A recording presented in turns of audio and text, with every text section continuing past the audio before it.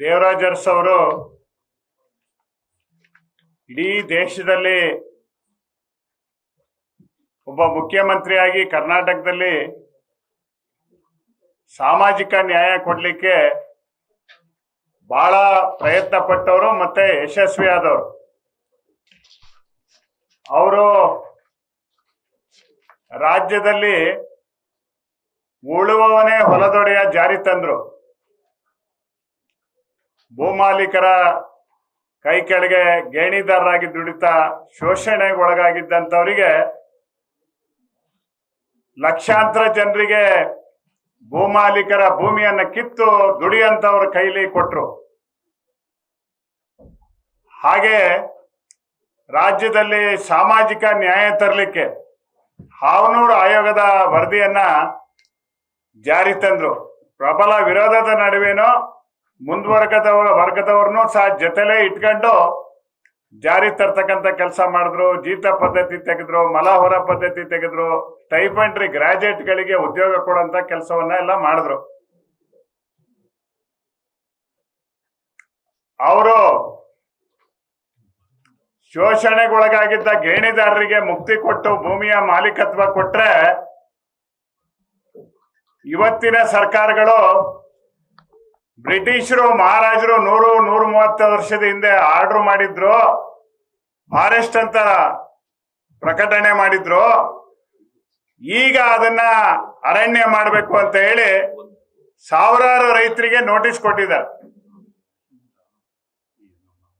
Notice ಕೊಟ್ಟು ಸರ್ಕಾರನೇ ಹಕ್ಕುಪತ್ರ ಕೊಟ್ಟಂತ ಜನರಿಗೆ ನೋಟಿಸ್ ಕೊಟ್ಟು ಅವ್ರ ಮೇಲೆ ಕೇಸ್ ಹಾಕಿ ಹಕ್ಕುಪತ್ರನೇ ವಜಾ ಮಾಡ್ಲಿಕ್ಕೆ ಇವತ್ತು ಹೊರಟಿದ್ದಾರೆ. ಸುಪ್ರೀಂ ಕೋರ್ಟ್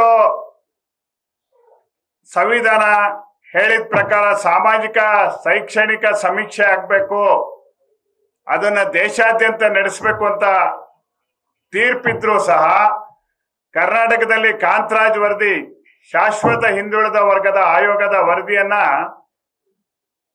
ರೆಡಿ ಆದ್ರೂ ಸಹ 10 ವರ್ಷಗಳ ಕಾಲ ಹಾಗೆ ಇಟ್ಕೊಂಡು ಅದನ್ನ ಈಗ ಅಂಕಿ ಅಂಶಗಳು ಹಳೇದಾಯ್ತು, 10 ವರ್ಷ ಆಯ್ತು, ಹೊಸದಾಗಿ ಮತ್ತೆ ಸರ್ವೆ ಮಾಡಬೇಕು ಅಂತ ಹೇಳಿ ಈಗ ಘೋಷಣೆ ಮಾಡಿದ್ದಾರೆ. ಇವತ್ತು ಒಬ್ಬ ಮುಖ್ಯಮಂತ್ರಿ ಕರ್ನಾಟಕದಲ್ಲಿ ಹೇಳ್ತಾರೆ, ಆ ಶಾಶ್ವತ ಹಿಂದುಳಿದ ವರ್ಗದ ಆಯೋಗದ ವರದಿಯನ್ನ ಮುಖ್ಯ ಕಾರ್ಯದರ್ಶಿ ಕೈಯಲ್ಲಿ ಮುಟ್ಬೇಡಿ ಅಂತ ಅಂದ್ರು ಒಬ್ರು ಮುಖ್ಯಮಂತ್ರಿ, ಕುಮಾರಸ್ವಾಮಿ ಅವರು ಮುಖ್ಯಮಂತ್ರಿ ಆದಾಗ. ಇನ್ನೊಬ್ಬ ಮುಖ್ಯಮಂತ್ರಿ ಯಡಿಯೂರಪ್ಪನವ್ರು ಹೇಳ್ತಾರೆ, ನಾವು ಅಧಿಕಾರಕ್ಕೆ ಬಂದ್ರೆ ಅದನ್ನ ಸುಟ್ಟಾಕ್ತಿವಿ ಆ ಕಾಂತರಾಜ್ ವರದಿನ ಅಂತ. ನಮ್ಮ ಈಗಿನ ಮುಖ್ಯಮಂತ್ರಿಗಳು ಹಿಂದೆ ಅಹಿಂದ ನಾಯಕರಾದವರು ಸುಮಾರು 10-15 ಸರಿ ಅವರು ಶಾಶ್ವತ ಹಿಂದುಳಿದ ವರ್ಗದ ಆಯೋಗದ ವರದಿಯನ್ನ ಜಾರಿ ತರ್ತೀವಿ ಅಂತ ಅಂದ್ರು. ಇವತ್ತು ಅವರು ಸಹ ವಿಫಲರಾದ್ರು. ಮೇಲ್ವರ್ಗದ ಹಿತಾಸಕ್ತಿಗೆ ಇವತ್ತು ಸಾಮಾಜಿಕ ನ್ಯಾಯ ಅನ್ನೋದು ಮೇಲ್ವರ್ಗದ ಹಿತಾಸಕ್ತಿಗಳಿಗೆ ಕರ್ನಾಟಕ ರಾಜ್ಯದಲ್ಲಿ ಬಲಿ ಆಗ್ತಾ ಇದೆ. ಹಾಗಾಗಿ ಇವತ್ತು ನಾವು ರಾಜ್ಯದಲ್ಲಿ ಅಹಿಂದ ಸಂಘಟನೆಗಳು ಹಲವಿದಾವೆ. ನಮ್ದು ಒಂದು ಅಹಿಂದ ಸಂಘಟನೆ ಅಂತ ಇದೆ. ರಾಜ್ಯ ಮಟ್ಟದಲ್ಲಿ ಅಹಿಂದ ಚಳವಳಿ ಅಂತ ಒಂದು ಸಂಘಟನೆ ಆರಂಭವಾಗಿದೆ. ಇವತ್ತು ನಮ್ಮ ಸಂಘಟನೆ ಇವತ್ತೇನ್ ಮಾಡ್ತಾ ಇದೆ ಅಂದ್ರೆ, ನಾವಿವತ್ತು ಭೂಮಿ ಉಳಿಸ್ಕೊಳ್ಳೋಕ್ಕೋಸ್ಕರ, ಕೊಟ್ಟಿರೋ ಭೂಮಿನೂ ಉಳಿಸ್ಕೊಳ್ಳೋಕ್ಕೋಸ್ಕರ ಹಕ್ಕುಪತ್ರ ಇದ್ರೂ ಸಹ ಮತ್ತೆ ಉಳಿಸ್ಕೋಬೇಕಾಗಿದೆ. ಇನ್ನೊಂದು, ಮುಳುಗಡೆ ಸಂತ್ರಸ್ತರಿಗೆ ಅತ್ಯಂತ ಇವತ್ತೇನಾರು ಹೀನವಾಗಿ ನಡೆಸ್ಕೊಂಡಿದ್ರೆ ನಮ್ಮ ರಾಜ್ಯದಲ್ಲಿ ಇವತ್ತು ನಡೆಸ್ಕೊಳ್ತಾ ಇದ್ದಾರೆ ಅಂತ ಹೇಳ್ಬೇಕು. ಅವರಿಗೂ ಸಹ ಇವತ್ತು ನೋಟಿಸ್ ಕೊಟ್ಟು ಅವ್ರನ್ನೆಲ್ಲ ವಜಾ ಮಾಡೋದಕ್ಕೆ ಹೊರಟಿದ್ದಾರೆ. ಮುಳುಗಡೆ ಸಂತ್ರಸ್ತರು, ಅರಣ್ಯ ಭೂಮಿ ಸಾಗುವಳಿದಾರರು, ಸರ್ಕಾರದಿಂದ ಹಕ್ಕುಪತ್ರ ಕೊಟ್ಟವರು ಎಲ್ಲರನ್ನೂ ಸಹ ಬೀದಿ ಪಾಲ್ ಮಾಡಕ್ಕೆ ಇವತ್ತು ಸರ್ಕಾರ ಹೊರಟಿದೆ.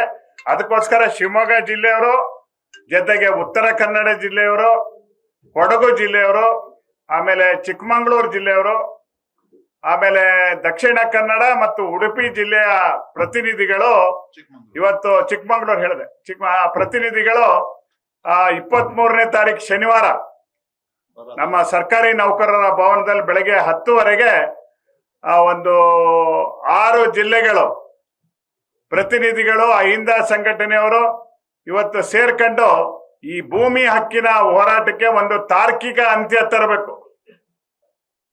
ಯಾಕಂದ್ರೆ ರಾಜ್ಯ ಕೇಂದ್ರ ಸರ್ಕಾರ ಅದು ಮಲೆನಾಡಿನ ಜನರಿಗೆ ರೈತರಿಗಂತೂ ಅವರ ಬೆನ್ನಿಗೆ ಚೂರಿ ಹಾಕ್ತಕ್ಕಂಥ ಕೆಲಸ ಇವತ್ತು ಆಡಳಿತಗಳು ಮಾಡ್ತಾ ಇದ್ದಾವೆ.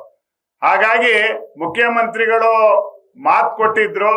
ಹಿಂದೆ ವಿರೋಧ ಪಕ್ಷದ ನಾಯಕರಾದಾಗ KPCC ಅಧ್ಯಕ್ಷರಾಗಿರೋರು, ಈಗ ಉಪಮುಖ್ಯಮಂತ್ರಿ ಆಗಿರೋರು ಶಿವಮೊಗ್ಗದಲ್ಲಿ ಮಾತು ಕೊಟ್ಟಿದ್ರು. ನುಡಿದಂತೆ ನಡಿತೀವಿ ಅಂತ ನೀವು ಹೇಳಿದ್ರಿ. ನುಡಿದಂತೆ ನಡೆಯೋದನ್ನ ತೋರಿಸ್ಬೇಕು. ನಮ್ಗೆ ನುಡಿದಂತೆ ನಡೆದು ತೋರಿಸ್ಬೇಕು. ಮಲೆನಾಡಿನ ರೈತರ ಸಮಸ್ಯೆಯನ್ನ ವರದಿನೂ ಸಹ ಪಕ್ಷದಿಂದ ಮುಖ್ಯಮಂತ್ರಿಗಳು ಎಲ್ಲರೂ ಪಡೆದಿದ್ರು. ಬಹಿರಂಗವಾಗಿ 10,000 ಜನರ ಎದುರಿಗೆ ಪಡೆದು ಇವತ್ತು ಇದುವರೆಗೂ ಒಂದು ಮೀಟಿಂಗ್ ಅನ್ನು ಕರೆದಿಲ್ಲ. ನಮ್ಮ ಕಾಂತರಾಜ್ ವರದಿನೂ ಮೂಲೆಗೆ ಹಾಕಂತ ಕೆಲಸವನ್ನು ಮಾಡಿದ್ರಿ. ಅದಕ್ಕೋಸ್ಕರ ಎರಡೂ ಕಾಂತರಾಜ್ ವರದಿಯನ್ನ ಅಂಕಿ ಸಂಖ್ಯೆಗಳು ಹಳೆದು ಅಂತ ಹೇಳಿದ್ರಿ. ಹಂಗಾಗಿ ವರದಿಯನ್ನ ಜಾರಿ ತರೋದಕ್ಕೆ ಬಿಡುಗಡೆಗೆ ಮಾಡೋದಕ್ಕೆ ಯಾವುದೇ ರೀತಿ ತೊಂದರೆ ಇಲ್ಲ. ಭೂಮಿ ಹಕ್ಕಿನ ಹೋರಾಟ ಮತ್ತೆ ಸಾಮಾಜಿಕ ನ್ಯಾಯದ ಹಿಂದುಳಿದ ವರ್ಗಗಳ ಹೋರಾಟವನ್ನ ಅಹಿಂದ ಕೈಗೆತ್ಕೊಂಡಿದೆ.